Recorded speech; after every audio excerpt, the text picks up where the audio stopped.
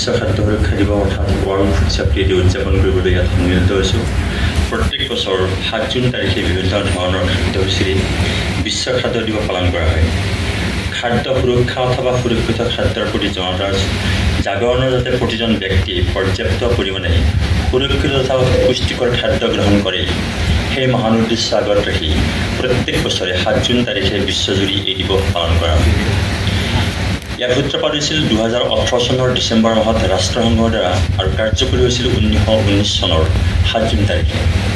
ঠিক তেনেদৰে আমাৰ ভাৰতবৰ্ষতো ভাৰত চৰকাৰৰ স্বাস্থ্য আৰু পৰিয়াল কল্যাণ বিভাগৰ অধীনস্থ ভাৰতীয় খাদ্য সুৰক্ষা মানৱ সংস্থাই ভাৰতবৰ্ষৰ বিভিন্ন ৰাজ্যত আজিৰ দিনটো ৱৰ্ল্ড ফুড ছেফটি ডে হিচাপে পালন কৰিব। গোটেই বিশ্বতে আজিৰ দিনটো বিশ্ব খাদ্য সুৰক্ষা দিৱস হিচাপে পালন হয়। ভাৰততো খাদ্য food safety and standards authority of India দিল্লীতো আজি ডাঙৰ প্ৰগ্ৰেম এটা হৈ আছে, বিভিন্ন ৰাজ্যত ডাঙৰ প্ৰগ্ৰেম হৈছে। গতিকে আমিও আজি এই প্ৰগ্ৰেমটো ইয়াত আমি অনুষ্ঠিত কৰিবলৈ পাই সুখী হৈছোঁ। আপোনালোকে জানেনে যে এই 16 কোটিতকৈ বেছি বিশ্বত 16 কোটিতকৈ বেছি খাদ্য অসুৰক্ষিত খাদ্য খোৱাৰ কেছেছ প্ৰতি বছৰে ধৰা পৰে। আপোনালোকে জানেনে যে প্ৰতি বছৰে 4,20,000তকৈ অধিক লোক অসুৰক্ষিত খাদ্য খাই মৃত্যুবৰণ কৰে। আপোনালোকে জানেনে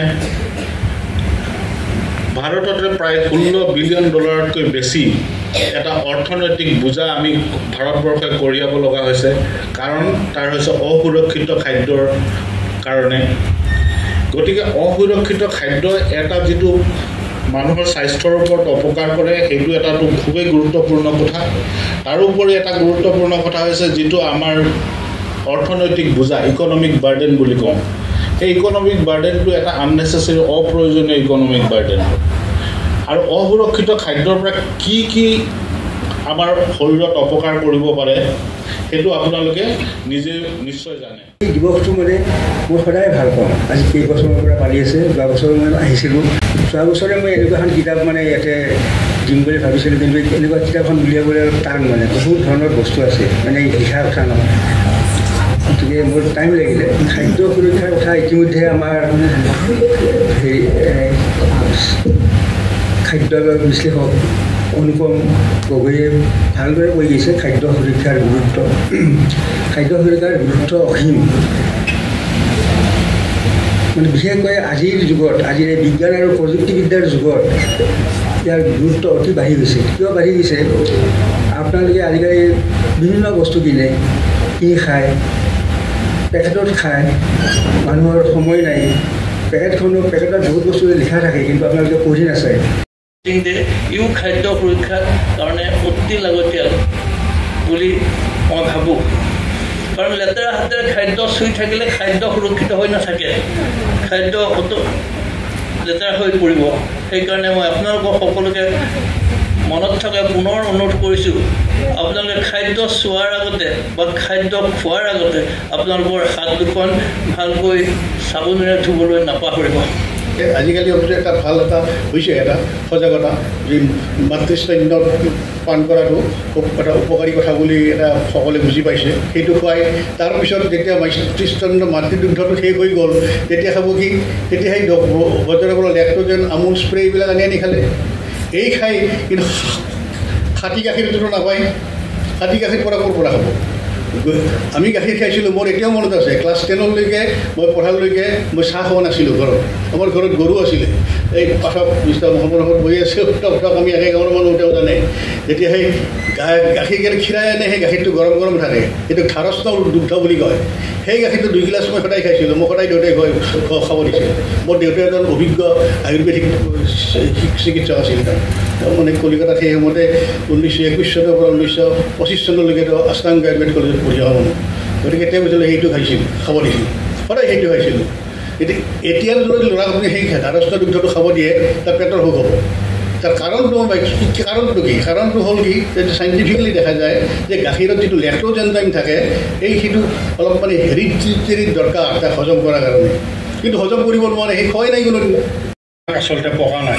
মই সেইদিনা যোৱা সপ্তাহত মই বেনাৰসলৈ গৈছিলোঁ বেনাৰসৰ পৰা লেংৰা আম যথেষ্ট পৰিমাণে বেনাৰসত উৎপন্ন হয় তাৰ পৰা প্ৰেৰণ কৰে মই আম বাগান এখনলৈ গৈছিলোঁ আম তেওঁলোকে তাত পকা নাই এতিয়াও একো হোৱা নাই মানে চিঙাও নাই তেওঁলোকে কিন্তু আমাৰ অসমৰ বজাৰত লেংৰা আমেৰে ভৰি পৰিছে কেনেকৈ আহিল এইটো আহিল মানে তেওঁলোকে তাৰ পৰা পঠিয়াই দিয়াৰ পিছত হয় বেংগল নাইবা অসমত তাৰ ভিতৰত কাৰ্বাইড গেছৰ টোপোলা ভৰাই দিয়ে আৰু সেইবোৰ ইয়াত পকোৱা হয় আৰু সেইদৰে মাৰ্কেটত এৰি দিয়ে মই সিদিনা মোৰ বৰ্তমান মই সৰভোগত থাকোঁ সৰভোগত মোৰ ঘৰ সৰভোগৰ বজাৰতে আম বেপাৰী এজনে আম উলিয়াই থাকোঁতে দেখিছিলোঁ তলত সেই কাগজৰ টোপোলাটো এতিয়াও আছে তাৰপিছত তাক মই বুজাইছিলোঁ যে এইবিলাক আম নানিবি কি কৈছে আমিতো কৰা নাই এইবিলাক ওপৰৰ পৰা য'ৰ পৰা আহিছে তাৰ পৰাই দি পঠিয়াইছে আহি আমাৰ কিছু জ্ঞান আহৰণ হয় আৰু এনেকুৱা অনুষ্ঠান আচলতে আজিৰ দিনটোৰ লগতে আবদ্ধ কৰি নাৰাখি আমি মাজে সময়ে এনেকুৱা ব্যৱসায়ৰ মাজত এনেকুৱা অনুষ্ঠান কৰি সজাগতা বৃদ্ধি কৰিবৰ বাবে চেষ্টা কৰা উচিত খাদ্য সুৰক্ষা প্ৰকৃততে এটা আমি সকলোৱে জানো এটা অতি বহল পৰিসৰৰ বস্তু কাৰণ আমি সকলোৱে জানো আমাৰ দেশৰ ভৱিষ্যতৰ কাৰণে এজন সুস্থ সবল নাগৰিকৰ প্ৰয়োজন তাৰমানে আমাৰ হেল্থ ইজ আৱাৰ প্ৰায়ৰিটি আৰু সেইকাৰণে বোধহয় নেপোলিয়ন বৰ্ণাপাতে কৈছিল Give me a good mother, I will give you a good nation. Good mother, what is meat? আমি আজি সকলোৱে জানো এগৰাকী নাৰী যেতিয়া মাতৃত্ব বহন কৰে সেই সময়ৰ পৰাই বিশেষভাৱে যত্ন লোৱা হয় আমাৰ চৰকাৰৰ তৰফৰ পৰা বিভিন্ন আঁচনি আছে বা ব্যক্তিগতভাৱে পৰিয়ালটোৱেও তেওঁলোকৰ স্বাস্থ্যৰ কাৰণে সেই সময়ছোৱাত যথেষ্ট সচেতন হয় তাৰপিছত পৃথিৱীলৈ যি দেৱ শিশু আহে তাৰ কাৰণে আমি অলপ আগতে সকলোৱে আলোচনা কৰিছে এতিয়া প্ৰায় বাধ্যতামূলক হৈছে যে মাতৃদুগ্ধ ঠিকেই ছমাহলৈকে মাতৃদুগ্ধ খুওৱা হয় আজিকালি নকওঁ সকলোকে উদ্দেশ্য কৰি কোৱা নাই বহুতো স্বাস্থ্য সচেতন কম বয়সীয়া মাতৃয়ে শিশুক এনেধৰণৰ খাদ্য খুৱাবলৈ তেওঁলোকে নিবিচাৰে স্বাস্থ্যৰ প্ৰতি তেওঁলোক নিজৰ শিশুটিতকৈও নিজৰ স্বাস্থ্যৰ প্ৰতি বেছি সজাগ হয় কিন্তু তাৰ পিছত ছমাহৰ পিছত যেতিয়া শিশুক খাদ্য যোগান ধৰা হয় লাহে লাহে শিশুটি অভ্যস্ত হৈ পৰে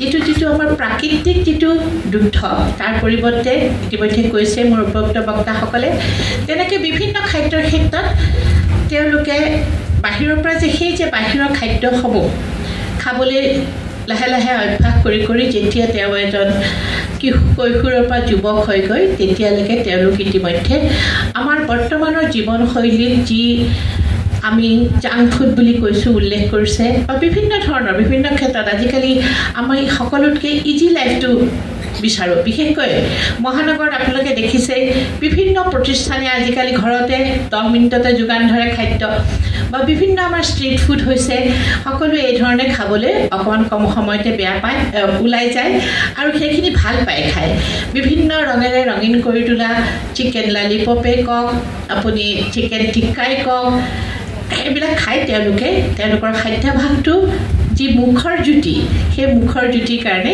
তেওঁলোক আসক্ত হৈ পৰে এইখিনি হ'ল তেওঁলোকৰ স্বাস্থ্যৰ কাৰণে কিমান ক্ষতিকাৰক যেতিয়া তেওঁলোকে গম পায়গে সেই সময়লৈকে বহুত দেৰি হৈ যায় খাদ্য সুৰক্ষা বিষয়াসকলে সেয়া হৈছে check chill clean cook and cross contamination এই 5টা চি এই 5টা চিৰ ওপৰত গুৰুত্ব দিবই লাগিব কাৰণ আপোনালোকে স্বাস্থ্য সুৰক্ষা বিষয়াৰ নামটো বা এটা সুৰক্ষা আয়ুক্তালয় যিটো আছে খাদ্য সুৰক্ষা আয়ুক্তালয় এইটোৰ কথাই হৈছে যে আপোনালোকে নিৰন্তৰভাৱে আপোনালোকে লক্ষ্য ৰাখিব লাগিব যাতে আমি এখন স্বাস্থ্যৱান সমাজ গঢ়িব পাৰোঁ আমাৰ স্বাস্থ্য বিভাগটো নামত স্বাস্থ্য বিভাগ হ'লেই নহ'ব কেৱল দৰৱ প্ৰেছক্ৰিপশ্যন হস্পিটেল এই সকলোতে আমি সীমাবদ্ধ থাকিলে নহ'ব আমি পেচেণ্ট বেছিকৈ আহিবৰ কাৰণে যিটো আমি পেচেণ্ট ফুটফলছ বুলি কওঁ সেইটো কমাবৰ কাৰণে যত্ন কৰিব লাগিব আজি কণ্টামিনেশ্যন হৈ 100জন আহিলে মানে ডিষ্ট্ৰিক্ট হস্পিটেল মঙলদৈত পেচেণ্টৰ সংখ্যা বাঢ়িলে কিন্তু আমি সদায় এই ক্ষেত্ৰত সচেষ্ট হোৱা প্ৰয়োজন আমি পেচেণ্ট কেনেকৈ কমাব পাৰোঁ